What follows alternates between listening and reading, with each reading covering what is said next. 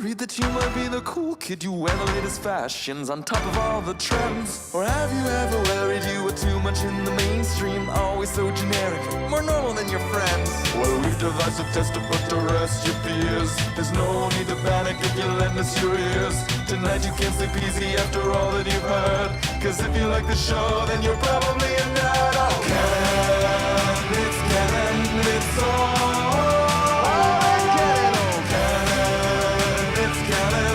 Tyler, Phil, and Boris. Oh, Canon, it's Canon, it's all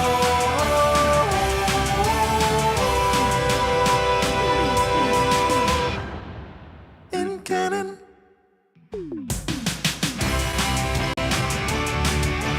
It's Monday, and you know what that means? It's time for a new episode of the It's Canon Podcast, the show where we chat about anything and everything. The show where we chat about all things comic books, video games, books, movies, anything and everything here on the It's Canon Podcast. And the best part of it all is that it's all in canon. We're your hosts. I'm Boris, and this week I am joined by Tyler.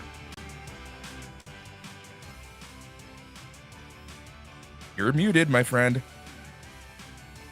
You know, I know I'm coming to you from the year 1997, but also my video is more than 3 minutes behind, and I am still watching the countdown. Yep. You might have to refresh. You can go ahead and do that at any point, because that's exactly what happened to me. I don't know. It's been one of those weeks. I think the summer is getting to everyone, but we have a jam-packed show for each and every single person. Tyler, you're back. How's it going? It's hot. Yeah, it's just hot. Like, there's nothing else. Today, it's here in Southern Ontario. Today, everyone was talking about on Saturday and Sunday, oh, Monday won't be too bad. It's supposed to be 20, 21 degrees max. It's like 30 degrees right now out there. It was 36 in the backyard here today. Yeah, that sounds about right. Jesus. Yeah. Like, it's bananas. It is crazy right now. It's just crazy right now. So, how are you doing? It's been a few weeks. Did you know that planning events is a lot of work? Planning events. Yeah. Yep. Just a lot of work. It really is. It really freaking is, man. It's crazy. Because, like, you think you have all the major details, you have all the milestones and stuff kind of like in your head, right? But then when you actually start thinking it through, it's like, oh, you need XYZ, 1, 2, 3. The problem we're dealing with, because I've done events for a variety of different things, a variety of different sizes. I've done everything from it's the Cuban Community Center's checkers championship. You're gonna open the hall and you're gonna make a batch of coffee, and then you're gonna vacuum when they're done. Yeah, all the way up to like multi-million-dollar like huge conventions and shit. Yep. And nothing is worse than working in the end, like trying to do events in the NGO space with all volunteers. Yeah. Dude, just anytime you bring volunteers into the fold, there's so much extra stuff that you have to consider, right? People's time, people's commitment. To me, that's a huge one, right? Just because 100%. It's like, even when people are eager and willing to, right? You don't want to take advantage of them, and you don't want them to feel like they're being taken advantage of. 100%. And this is like, none of my frustration ever comes from the frontline people, right? It's the people who are like, the people who you're like, I need you to work the door. And they go like, tell me the specifics I want you to work the door. And you tell them. And I've never had a problem with someone just doing that. It's people who are like, put me in charge of a team. And then you're like, okay. And then they're like, I don't know how to run a team. And you're like, oh no. Yep. It's crazy, man. But aside from that, how's everything else going? What have you been watching, playing, reading? What's going on? Or are you just like in that point where you just have no time for anything else? No, it's been a lot of fun, weird stuff. We had like I have a friend here who a thing a lot of wineries do is they have a variety of what's called like a barrel member, where basically you pay a lot up front and you get a ton of benefits, including like bottles of wine they don't actually sell to the public and stuff. So a friend of ours, for the Taylor Swift Taylor's Version release, booked out the entire event space at one of the wineries here, and we got like the whole thing catered. That was my Friday night, which I cannot complain about. Yeah. And it was Lightfoot and Wolfville, wonderful winery here. They ship across Canada. They're not paying for this, but they did give me a decent number of free drinks that night. So, going to give the shout out. Yeah, no, for sure, man. That's cool. That's awesome. That's very freaking cool. I kind of like that. A buddy of mine who I currently work with in Montreal, he was telling me that he's like, the event's very similar to what you were saying. And I'm like, man, I got to get on this. I got to get on this trend again. Like I used to do stuff like this way back when, but it's been a while since I've like just had the time to just enjoy stuff like that. Like the finer points of life. I would also argue we have entered what I call, we're back in Victorian time of, let's say you want to travel somewhere. It's no longer it's no longer the matter of like, oh, you get on a plane in the morning and you are at your destination within a couple hours of what you expected. Yeah. My parents were out visiting, so we binged like a lot of weird movies, which was great. I got them to watch Renfield, and they were like, what the fuck are we watching? Yeah. I'm just like, yeah, well. But That's when it. they were flying out, while they were taxiing out of the Toronto airport, they had a layover. Mhm. Their plane got hit by a luggage train. So their plane was just, it can't fly anymore. Like, it tore out a chunk of the plane. Their plane was in an automobile accident. Well, that is crazy. That is nuts. Yeah. So it ended up being like, I think it was like 6 hours in the Toronto airport and then 15 hours in the Ottawa airport. God, that's crazy, man. That's crazy. But they made it safe and everything worked out. Yep. Eventually. But it's, what's crazy? It's like, not only are we being just, especially here in Canada, right? Like, and I know it's the same everywhere, but like, obviously, we live here, so we kind of get that news right away. But like, delays and schedules and lack of staff, and what a lot of people don't realize, right, is that when your plane gets delayed, your staff is on the clock. So that's why sometimes they have to wait for new staff to come in to fill that flight, because the hours are done. So I think that's something that a lot of people don't realize when it comes to why some delays can just be atrocious, and it's a trickle down domino effect, right? And not to so mention, not like, only your pilot, like pilots, and I support this, like, you have regulations, and pilots like have a maximum amount of time they're allowed to be awake in a row. Yeah. And it's not when the flight starts, it's when the flight ends. So it can be this thing of all of a sudden they're like, well, the pilot can't finish this flight legally. Yep, And exactly. we can discuss whether regulations are good or not. But like, I think in general, maybe an overtired pilot who can't see straight, not great if something goes wrong. Look, but here's the thing, right? Like, okay, we have these regulations, but the airline companies are doing nothing to ensure that they can fulfill their schedule, right? And that's what gets to me sometimes. So then it's like everyone gets the blame except for the people who are actually doing the operations of this stuff. Anyways, so not only are we dealing with like all these natural delays, I'm going to call them, right? But then we have, I feel like it's just been this weird year and a half of just these unnatural stuff, like, luggage trains hitting your plane and mechanical issues, right? Just like, it's been so freaking weird. But you know what? I do give credit to everyone who works in the airline industry, because, like, let's be honest, man, everyone's been overworked. Everything has been so effed lately. And, we haven't heard more reports of more accidents and stuff like that, right? Where people are getting injured and stuff like that. So that's kind of like the bright side of all of this. The bright side is strikes are working. Yeah, well, there's that too, right? That's a huge plus. Pikmin 4 comes out in 8 days. What does? Pikmin 4. Oh, yes. Yes, it does. The demo is rock solid. you save your progress for the game. It gives you a lot more gameplay than I expected. That's good. That's damn Really good. good. Yeah, You get a dog yeah. now. I am so behind on my games right now. Like I play the wrestling video game because I did a review for that. Yep. That's really all I've played. I haven't really touched Zelda too much. I haven't even touched Star Wars yet. I've just been so busy with everything else. But Yeah. and I'm like, I just assumed that when I had the couple weeks off, I was just gonna just catch up on stuff.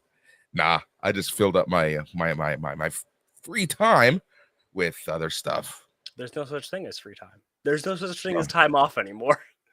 There really isn't, man. There really isn't. And All right, we're also so heading into what I call the deluge, because we have so many good things coming out in the back end of this year. From video games to movies, man. Like Top to even bottom. just later this month, Barbie and Oppenheimer, right? Like, say what you want about the Barbie movie. That movie is going to be a hit. I was just like right before I started the show, I was just going on my regular news feeds, which I wonder how some of these news feeds are going to be affected, and we're going to be talking about that later on this show when we talk about Bill C-18, which affects Canadians. But the reason why I think it's important to talk about it's because it's already happened in other places in the world, and well, it's going to probably, most likely, possibly in some shape or form, start happening at the state level, in my opinion. Well, So there's a Supreme Court decision from today that actually is a good comparison to yeah. C-18. Yep. So I'm my news feeds, and I saw that like 20,000 AMC members bought tickets for Barbie already. No. I saw it was 20,000 for a Barbie Oppenheimer double feature. Oh yeah, the combo. Yes. Yeah, it was the combo. It's not Barbie. It's the double feature. Like, we're driving. Have you ever in your life seen two movies that are just being marketed this way, and what makes it amazing, and like this just goes to show you kind of like what world we live in because of social media and stuff like that, right? And because of memes and how memes can catch on. It's two movies that should have nothing to do with each other, should not have the same audience whatsoever, but just because of the memes, it's just catching on. This has happened before, though. It was video games, but I seem to remember Doom Guy and Isabelle from Animal Crossing and the marketing that was. Yeah. Well, it's Animal Crossing. I kind of forget everything that is Animal Crossing, but you are right. I completely forgot about that. Yeah, you're right. And we got albums of music out of it. We live in a weird timeline. We really do. If CERN actually opened up the gateways to another parallel, and that's why we're seeing so many Mandela effects. By God, what the hell happened to our timeline? It's the weird one. This is honestly, sometimes I feel like, in every episode of The Outer Limits or The Twilight Zone, there was that weird timeline. That's literally where we live. Like, where someone like Donald Trump can fucking become president. Yeah, Donald Trump, the guy who eats the pizza backwards. Yep. The guy who got like beaten up by Vince McMahon. Yep. God, exactly. What a timeline. It is a very weird timeline, man. All right, so let's talk about some things, and obviously probably the biggest news in tech has been the ongoing fight between Meta and Twitter, and the fight continues with the release of Threads. Oh, who could have seen that this would happen? This is the thing, right? Like, there's so many things. So Musk is angry because there's a competitor. He's angry because, he alleges that Meta hired former employees, but he's using a word that he has to be careful using this word in public. Poaching. He ain't poaching. Zuckerberg ain't poaching anyone if you let them go. That's not poaching. Yep. Yeah, I mean, there's a law that is, interestingly enough, has been proposed as being like, it's somewhere in the process in the States, that would actually bring America in line with a lot of other places in that non-competes and NDAs would be severely curtailed. Yep. For those who don't know, to my knowledge, a non-compete has never been successfully enforced in Canada. I don't know if this was a non-compete or if this was a case of poaching, but there was a vice president from BlackBerry who went to Apple and he stole secrets. But I don't think that was a non-compete. I think that was just a case of poaching and whatever. I forget the legal term, but I don't think it was a non-compete. Yeah, it'd be revealing trade secrets and or possibly it depends on the facts of the case, right? Yeah. But yeah, like to my knowledge, the courts have never said the courts have said like a non-compete in Canada especially is so like as you said, like, all right, if you don't work for BlackBerry back in the day, where are you going to work? Yep. Right? Like you don't have 70 options, you have 6? Yep. That's exactly it. And you know what? That's more reason for you to keep your employees happy, for you to keep your employees, right? Like this is just naturally going to happen. So Threads comes out, and you know what's brilliant about Threads is the connection that it does have with Instagram, right? Like if you have an Instagram account, you almost automatically have a Threads account. All you have to do is wake it up, for lack of a better term, and you have the option to follow everyone that has Threads or activates Threads when it wakes up.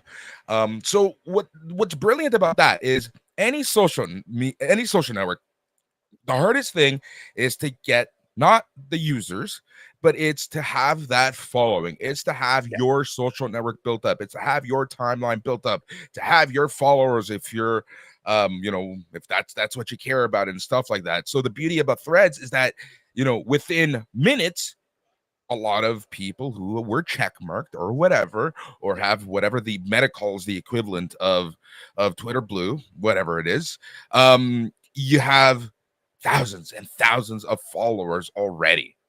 Yeah, you're right. It's the network effect, just made faster. You know, this is how Gmail did it so good back in the day. Is a very similar model, and they did it here. Yep. It's just so brilliant. Is. It's just so funny, right? Like, and it just seemed like a lot of bad news for Twitter. Last week on the news, last week on the show, Phil and I were talking about all of the Twitter server issues. And, they were basically DDoSing themselves. They were basically, it's hilarious what they were doing. If you actually took a look at what was happening and Twitter not paying Google servers, and these Google servers being turned off, and in the code, somewhere deep in the code, there's hard-coded calls to said server. So there's literally, you're just DDoSing yourself. You're denying the attack there.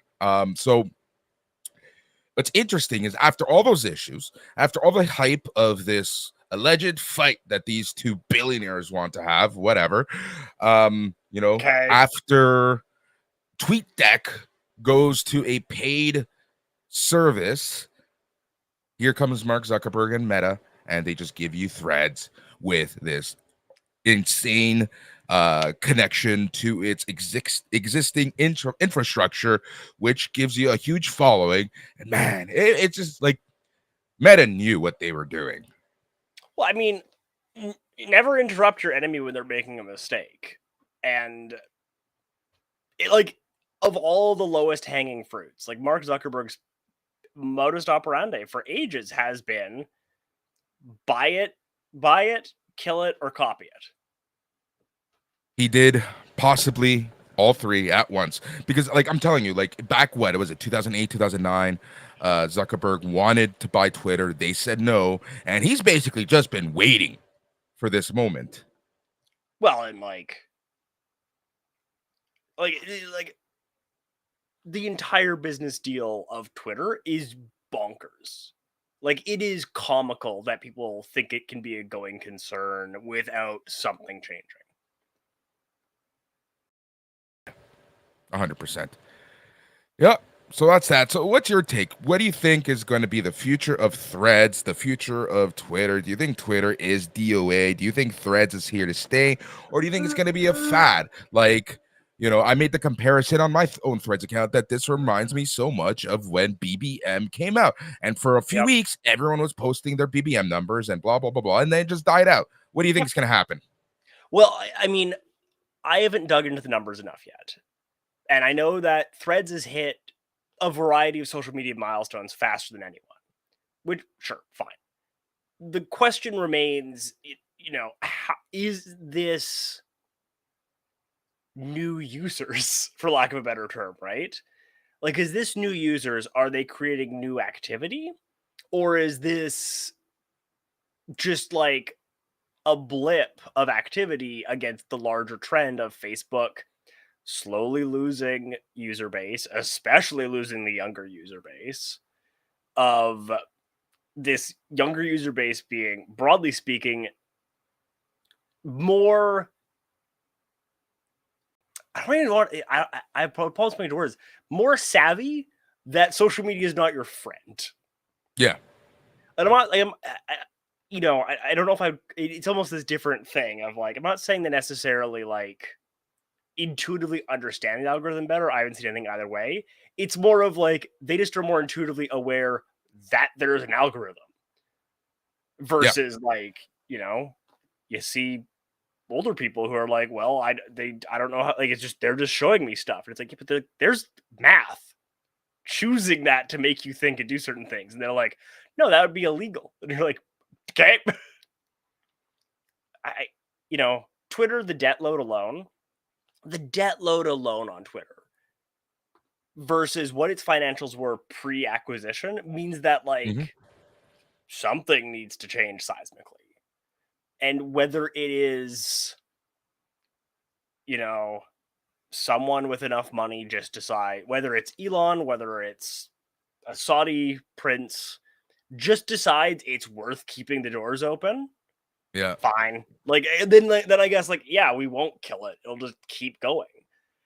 Yep. But between the maximum thing, like the maximum tweet views fiasco, and like how toxic it has become,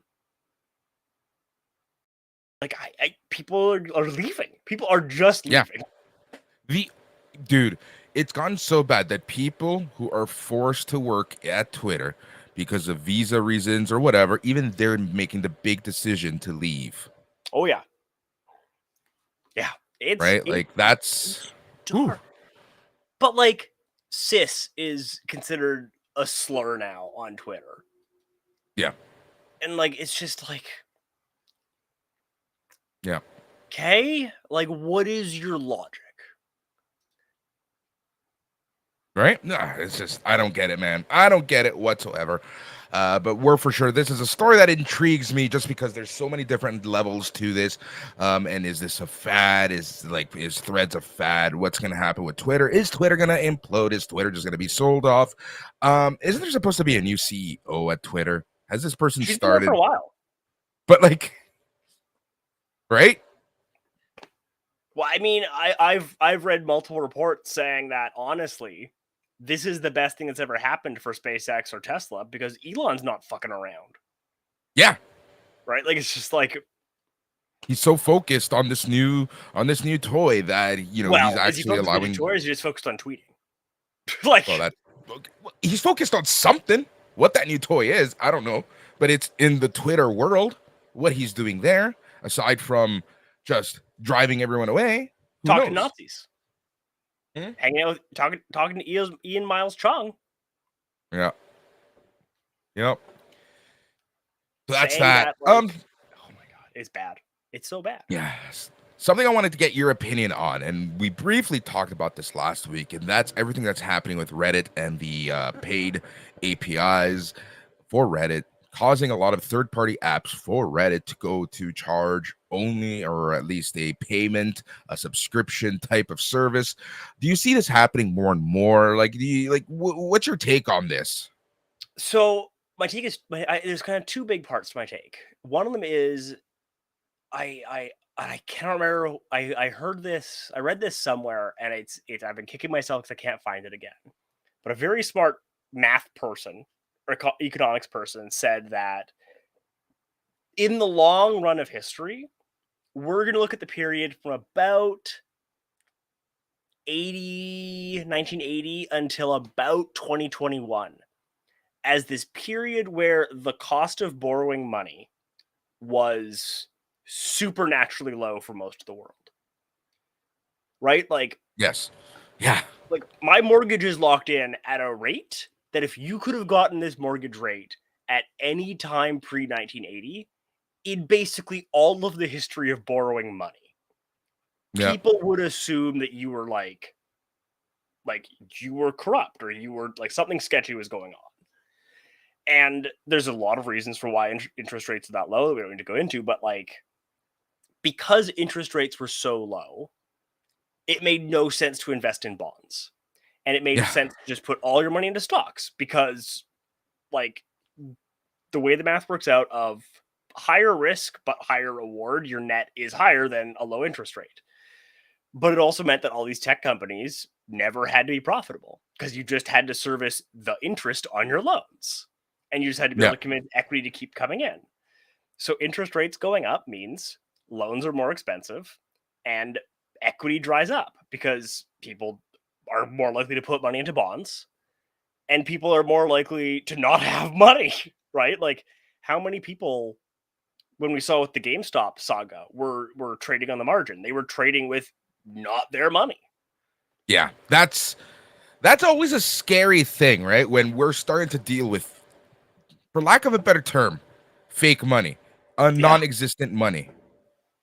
Right. And I think that part of what we're seeing right now, and these companies trying to find a way to make money now all of a sudden, is because, like interest rates are going up. You can't keep doing this. Here's the thing. So that's the one big part. For me, the valuation of a company, it always scares me, right? When someone values a company, like when someone says Facebook is worth $8 billion, Sure. it doesn't mean that they have $8 billion in the bank. And we use the valuation of a company as Bible for so many things. Which, and again, like to yes with you, like, and if finance worked the way that the theory says it does, that'd be fine because it just like they would have designed all the math that it works. But Tesla is the most highly valued car company in existence, and like they just don't sell as many cars. They just don't, right? Yeah. Like the entire theory behind Tesla's value is that somehow it's going to maintain this lead in the electric car space over every car company. Like it's like that Toyota's not going to conduct industrial espionage and just be like, we're going to make a Tesla now. Especially when so much of like Tesla batteries are outsourced. It's like, or were for ages. Like other people know how to make it. The other part is how that connects to social media, right? Of that led to it was easier to get cell phones. It was easier to get big fancy computers. It was easier to keep investing in like better wireless service, better fiber optic to your community and stuff. Because again, interest rates were low, and it feels a little bit to me like we're at this point that it's almost like we're at the point of Robert Downey Jr. when he went into Burger King. Right? That's the story he tells. He went into Burger King and ate a burger, and it was the most disgusting thing he ever ate. So he was like, I gotta fucking get clean. Yeah. But I feel like as a society, that's a little bit of us right now, is we're just like, we've let what could have been like, I fully believe someone can drink and not be an addict. I think you can do a lot of various drugs and not be an addict and not like, and you can balance it enough. But like as a society, we're not treating social media that way. No, 100%. And I think that's where we're at right now, right? Is like either we're going to double down and it's going to get worse because all these social media companies have to make more money and that has to mean something, right? Whether it's more ads, more just the capacity to buy what you're seeing. and differentiate that from ads, because like you could just like, oh, I'm just putting fake news stories in front of you, Yeah. right? Like, What I'm seeing as well is VCs, right? The venture yep, capitalists. These are the companies that give money to startups or yep, uh, tech companies, and they essentially become part owners in that sense, right? So a lot of tech companies had so much money to play around with, but at some point in history, at some point down the line, these VCs, venture capitalist companies, they want their ROI. And what I'm yep. seeing right now is that there a lot of these VCs are asking for that ROI now, Well, and I and it's think that's happening exactly all it. at the same time. Because if you look at the list of VCs, there aren't like there's only a handful of VCs that own almost every tech company in Silicon Valley. Yep, 100%. And I think that part of it is, again, like we said, it's because of those interest rates. Because Mhm. how much of their money is borrowed? How much of it That's what I is mean. their investors being like, well, why the fuck don't I buy treasury bonds now? Yeah, Right? Like if treasury bonds get up to 8-9% like they were back in the day, like, yeah, I would buy a bunch of treasury bonds again. of course. And it's almost as if we played this weird financial game of pyramid, and 100%. it's starting to fall and implode within itself. Oh, 100%. It was just like you like for interest rates to stay this low, you had to do other things than what we did, for lack of a better way of putting it, right? And we can discuss whether it's good policy or not, but Yeah, you know, we were basically chipping away at like our savings. And at some point, like either you need to have a way that like more money's coming in so you can keep the ratio fine, or you're in trouble. yeah. That's exactly it. So with the interest rates, what they are, which means that companies need to ensure that anything, they're paying more for fake money that they don't have, which means that anywhere that their money is invested, they want that ROI right now, which comes down to some of these tech companies. And that's what we're seeing with companies like Reddit and other companies. But Reddit is just the one that I can think off the top of my head. That's the one Right? that a lot of people who would listen to this show know, and that's why they're like thinking of ways to monetize as much as humanly possible, right? And if it means monetizing even your APIs for third-party apps, well, guess what? That's $1,000 that they didn't have yesterday that they have today now. Yep. Well, I mean, I would argue Twitter's the exact same thing because there's a reason they're not paying those. Like Facebook's changed projections. That's the same thing.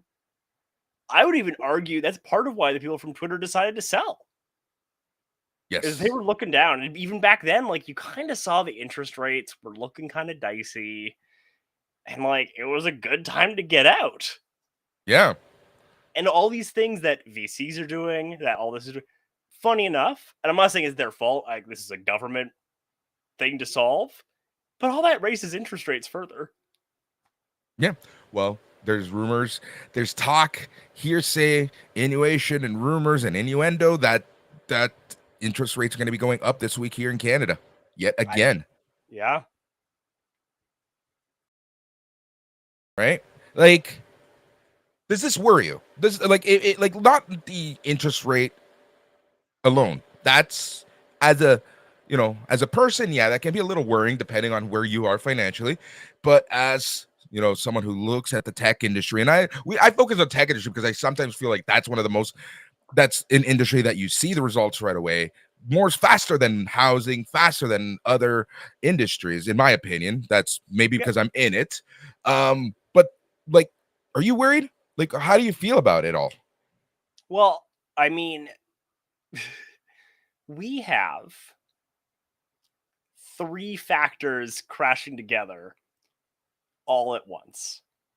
And this has happened, these three factors have all crashed together a couple times before. And Yep. it's really hard to just afford everyday living. And that's because of, in most of the Western world we live in, minimum wage has been flat or Yeah. effectively which means it's effectively negative because of inflation for so long. right? Like if minimum wage kept up with inflation, it's supposed to be like $36. Yeah. And you can fudge that if you want to debate purchasing price parity, if you want to debate what should be in the cart in the basket of goods. Sure. You're not getting that number down below 15. Like we're all paid, like even people who are paid really well, other than like multimillionaire billionaires. Like if you make $100,000 at a job that used to pay $90,000 a decade ago, guess what? You've net lost money. Like you've net lost money. Yep. You have that. You have the highest inequality levels in history between the top 1% and the next 99%. Like people were talking about that in 2008 in the financial crisis. It just got worse. And I have this third issue coming, which is people are starting to get hungry, hot, and cold. So we have wet bulb temperatures down in the States that are approaching just you die times, right? Like it's this phenomenon when the humidity gets high enough. And this is why for those of us in Canada who all of a sudden are like, it's humid and hot. That humidity gets hot enough, your body's capacity to sweat doesn't do anything anymore. Yeah. The human body at some level of humidity becomes, you cannot cool yourself without using other things. Whether it's, an umbrella to get out of the shade, whether it's to go into your basement, like there's stuff you can do. Eventually, you get to the point where if you're outside, you just die. Yeah. And there were places in the States where we reached those temperatures this past week of, I think it was, if you were outside with nothing for 6 hours, just the average person would just die. You just would die from heat. Crazy. And, it didn't stay that hot for 6 hours, thankfully. But, that's happening. You have, Canadians know the price of food has gone insane. They know that bread, which during COVID, I could get 2 loaves for $6, is now 2 loaves for 13. Yep.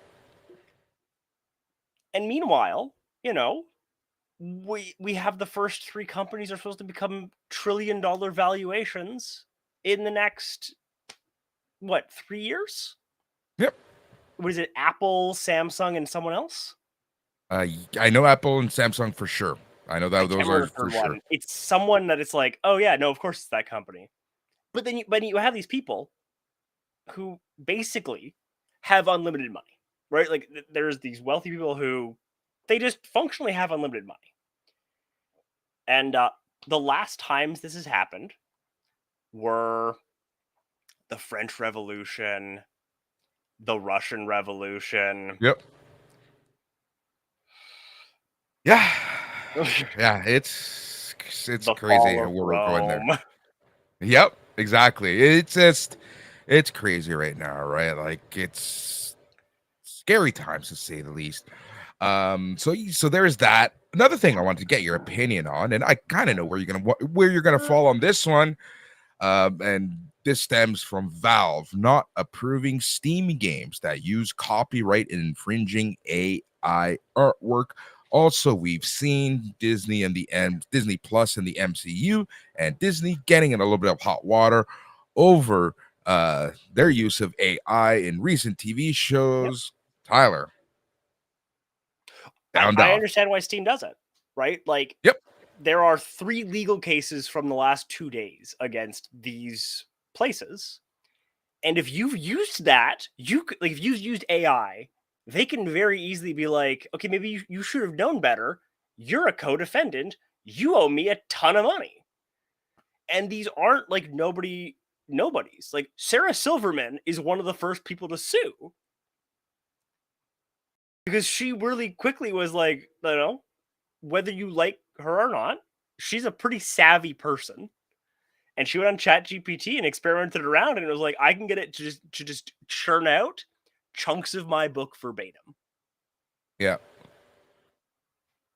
So man, what we're seeing with AI right now, so much of, and we're going to start seeing this more, but is I'm just going on the net, like as I'm preparing the Sunday show for Sunday night's main event, which we do have those listeners listening to us. And it's these literal fake AI generated interviews trying to do clickbait and creating bullshit stories. Well, and what's funny is most of the things that read those are AI. Yeah.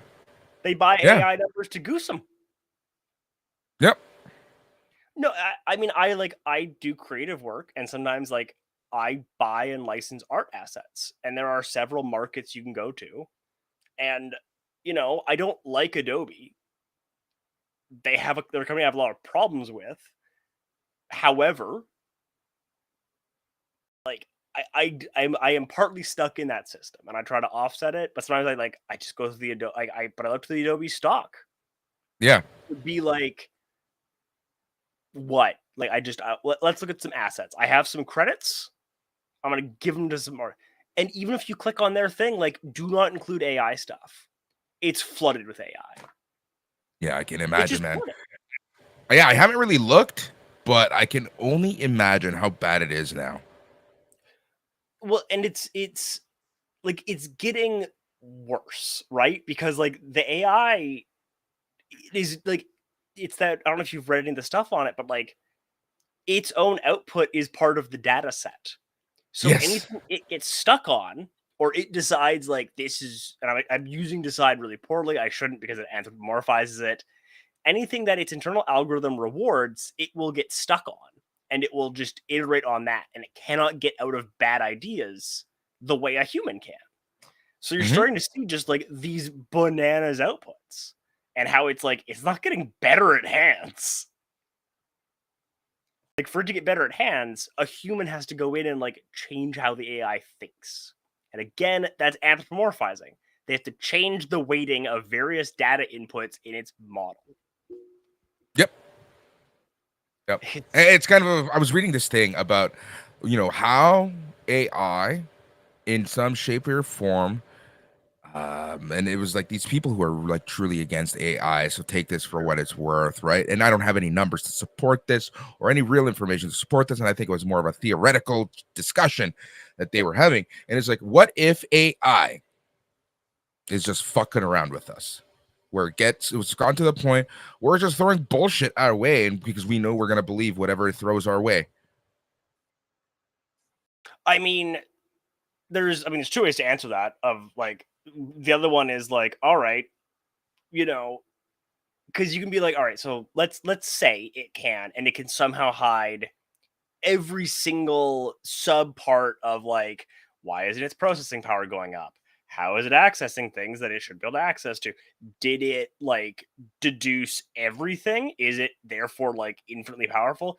If that's the case, I'm not gonna like Rococo's basilisk on this or any bullshit. I'm just gonna say like, okay, like if it's that much more powerful, like it doesn't matter anymore, right? Like it's the same as what if we're in a computer? Like then I don't know. Then we're in a computer. Like realistically, my response is like, learn how AI actually works, because people who say that are not usually people who study or know AI, and I'm not. No, I know. I listen to real experts who are like, this isn't AI. It just isn't. Yep. All right, so that is that. Always love our AI chats. We're gonna get in depth with AI at some point a little more. But here's one for you. I want to just get this one with you, and that's Sega workers from largest multi-department video game union in the U.S. of A. Workers at Sega of America, representing multiple departments, have voted to form a union with 91 employees voting yes out of a total number of 212 eligible employees. The Allied Employees Guild improving Sega becomes the 5th video game union in the U.S. of A. Solid mandate. Like 91% support. That's a solid mandate. Yeah, I think so. Because it also implies that they're ready. Like when you get that high of a union membership vote, it also implies that like that many people are like very convinced we need a union, which means that if they were to vote to strike next week, they'd probably get in at least 70%. At least, right? Yeah. Right? And I think we're going to be seeing this more and more in the tech industry. I really do think the tech industry. I was just having this conversation this morning with people about like they had no idea how, for lack of a better term, dark and fucked up and difficult the tech industry is. Like they never put thought into it, right? They never thought about like the human aspect of working X amount of hours. They never thought of why these big tech companies give you meals and dry cleaning and sleeping pods and so. Yep. Didn't think this sounds a lot like company towns. I thought we beat up Pinkertons over this. Yeah. Yeah. So we're going to be seeing this more and more, I think. More unions in the past year than the past decade. So, like, I think you're right. I think it's just picking up steam. And as they're successful, like, stuff's going to start to happen. Yep. Yeah. And then it's funny because this could in turn affect our previous conversation about the output and deliverables of these tech companies and what the VCs are expecting. And kind of to bring it all together, I just suspect that VCs are going to not be giving away as much money, which means that a lot of tech startups might not be starting up, or they're going to be at a very low level for a very long time. Well, I mean, I think we're also going to start to see outside of like Disney. Like whenever I talk about stuff like this, I'm excluding your Disney, your Apple, your Microsoft, who like these companies do have enough money that like legitimately like all of their employees could unionize and they could still just throw enough money at it to get some of these projects at the door. Right? Like Avengers made so much money that it's just like, like Avatar, I didn't like it, but it made so much money that they're just like, it doesn't matter. We could double everyone's salary and we still made hundreds of millions of dollars. Yeah. But I think you're going to start to see, especially in the video game space, less. I think you're going to start to see less. Yeah.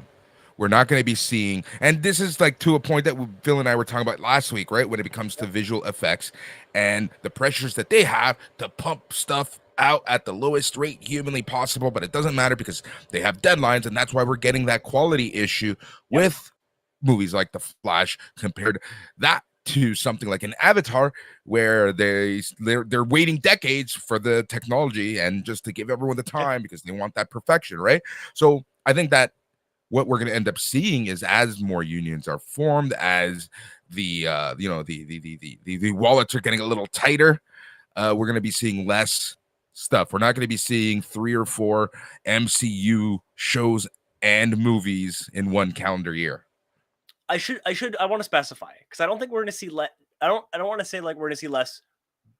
Movies are weird because movies are their own sub industry. A lot of I don't think we're going to see less video games overall. I don't think we're going to see less like media you can watch overall.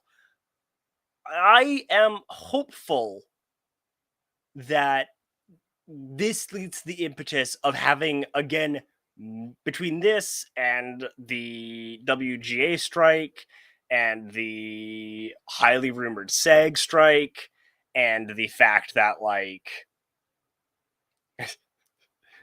people out there are just kind of generally pissed. I think you're going to start seeing more mid-size things again. Like, right? Like, for as much as I love Stardew Valley, great game, basically a guy. Imagine if that was a team of 5. Right. Right? Like, and I think Minecraft is a good example, right? Because, like, Minecraft was what? A team of basically 4 or 5 people for ages? Yep. And, you know, that's a really good game. Yeah. And I think there is plenty of space for people who are like, yeah, I would play just a solid game that like isn't $70, but also just like is a good game. Yeah. Let's hope it leads to quality over quantity. All right, so let's talk about our topic du jour, and that is Bill C-18 here in Canada. And like I mentioned earlier, the reason why I want to talk about this is because this or a similar law has been passed in other places like Australia, and I can start seeing this happening more and more and more. So let's quickly talk about what Bill C-18 is. So Bill C-18, it's legislation that's going to force tech companies such as Google, Meta, etc., to negotiate compensation deals with news organizations for posting or linking to their work. The federal government has said the bill will help the Canadian news industry, which has seen large amounts of advertising revenue migrate to Google and Facebook. The legislation would allow news outlets to reach private deals with the tech companies. If an agreement cannot be reached, news outlets would go to Canadian Radio, Television, and Telecommunications Commission, CRTC, for mediation. Facebook, Google, and Apple have already signed partnerships with some news organizations, including the Globe and Mail, to pay for the rights to use their news articles. Yeah. So, I mean, I never since Jordan Peterson have I seen a bill that was so poorly understood and discussed. Yep. That's why I want to talk about it. It's people are saying that, it will cripple Canadian media. As though these media companies couldn't come in and basically be like, we'll take 0. Mm-hmm. Or, take such vanishingly small numbers. Yep. And the other part of that is, again,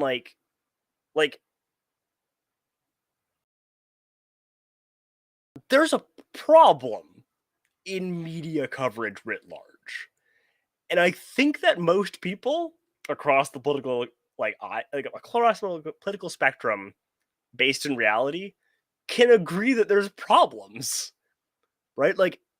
When companies can send a press release and it just gets published, that's just bad for society. Mm-hmm. Right? The lack of reporters having the time or resources to dig into topics is just bad.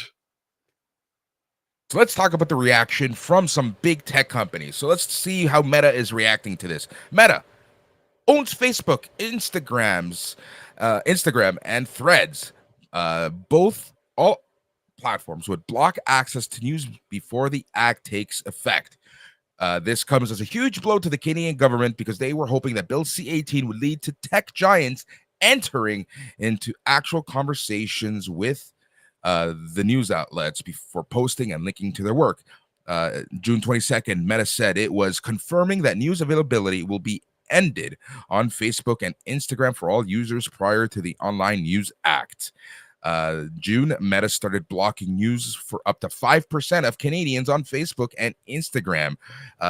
In Australia, where similar legislation was passed last year, Facebook temporarily blocked news feeds from international and domestic publications and wiped out pages for Australian state governments and charities.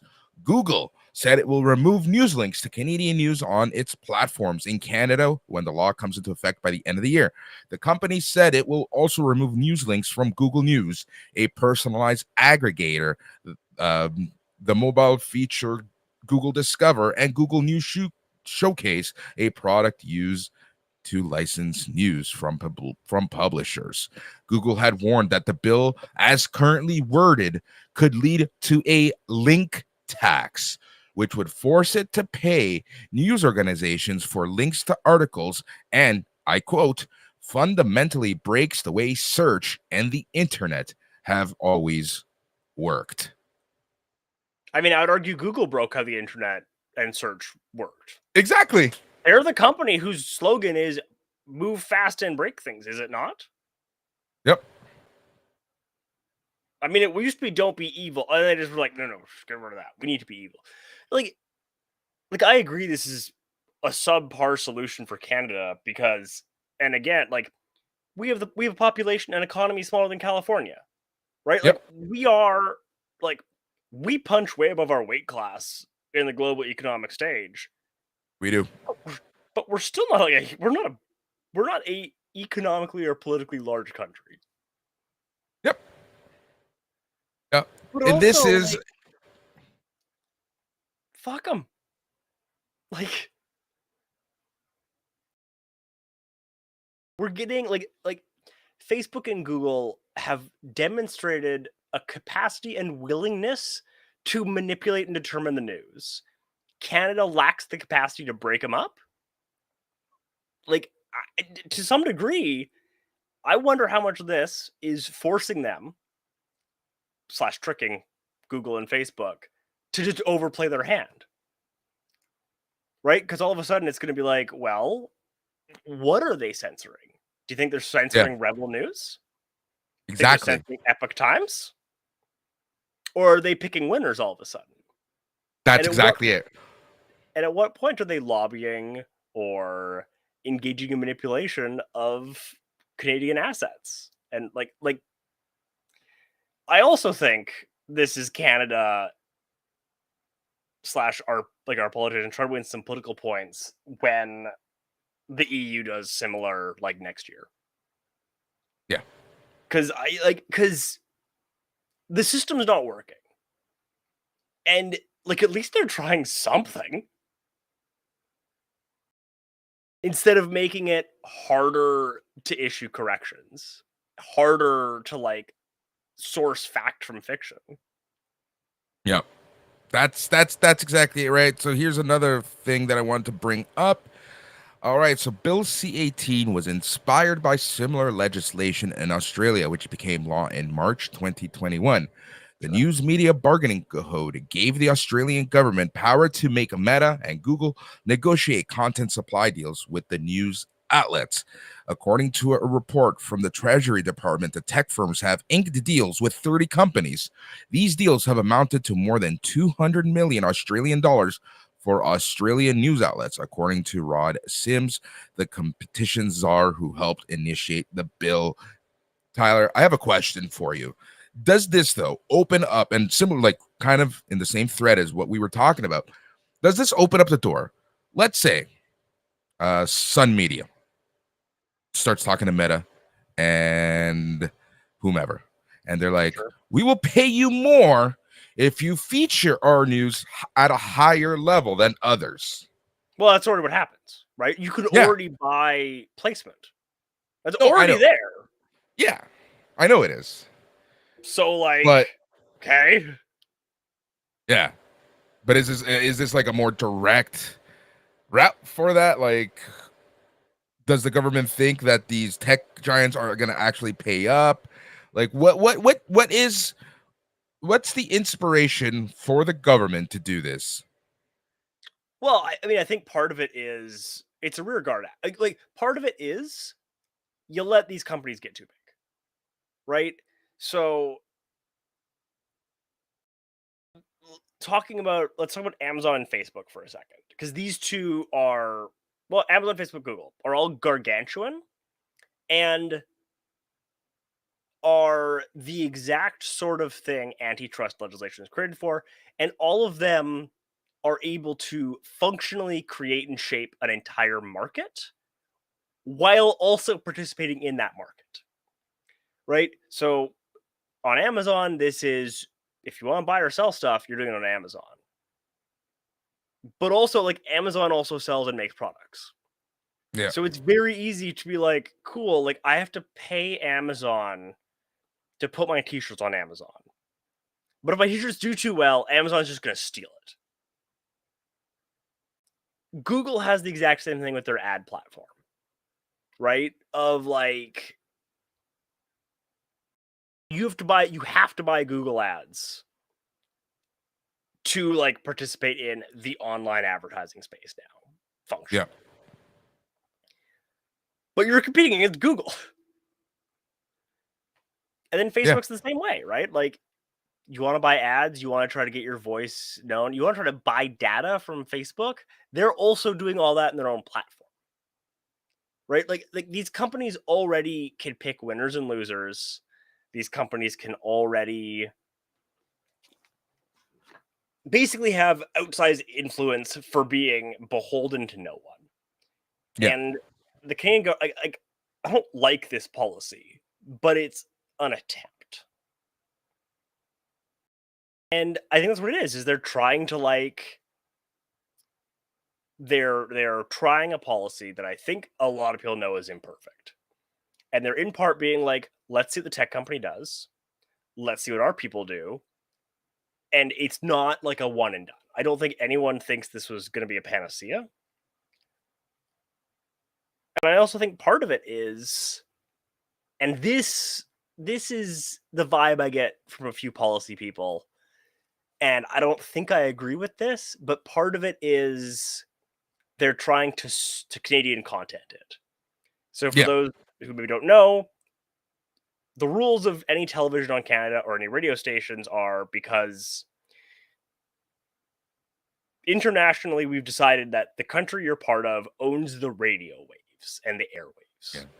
Because there are limited frequencies and we needed some way to just, if Boris and I are both radio stations and I'm on frequency 100, that Boris can't just buy a bigger tower and also be on frequency 100 and just black me out. Yeah. Because that's what happened. And that is like a genuine fear. And if you allow that to happen, it's just, you create Facebook, but with radios of like, they just get to choose who gets to have their stuff on the radio. They get to choose. And I think that part of it is they're trying to make it to encourage local content and competitors. I don't think it's an apt analogy. I think that's a failure because Canada's too small. And the internet, like, it's just a different beast than the radio, right? Like the comparison breaks down pretty quick when you think about like the network effects. Yeah. Yep. That's exactly it. The ministers are drafting regulation and amendments to address Google's concerns over Bill C-18. So I'm a little curious to see how they rewrite this in order to appease the tech companies.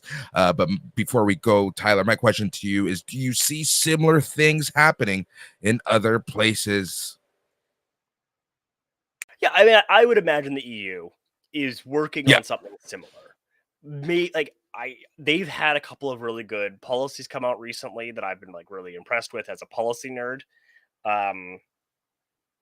And I would imagine they have something in this broader area. And they'll be able to have more weight behind it because that's a huge set of economies.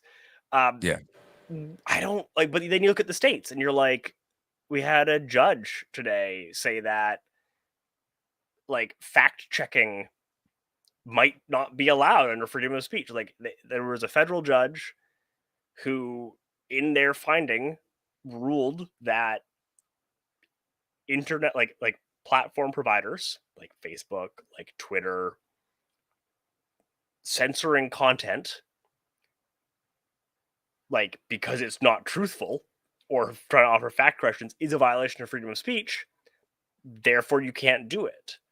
And if you allow no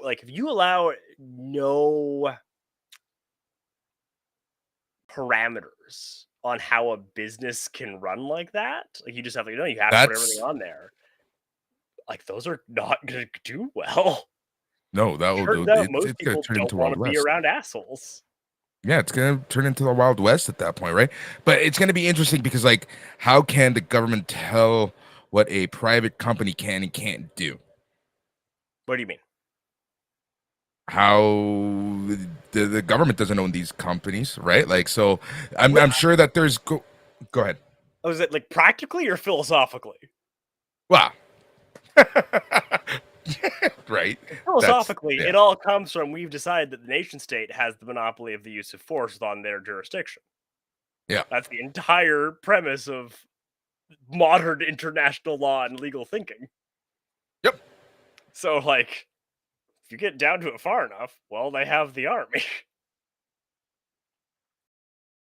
Yeah. Like realistically, I think Canada came out swinging with Bill C-18. They wanted to see what they could get. Australia, it seems like got $200 million. Which, like, one of those things you got to remember is like Australia got $200 million from like some of the biggest companies on earth. That's huge for those news companies. All of those companies, like all of Facebook, Google, they all made profits last year.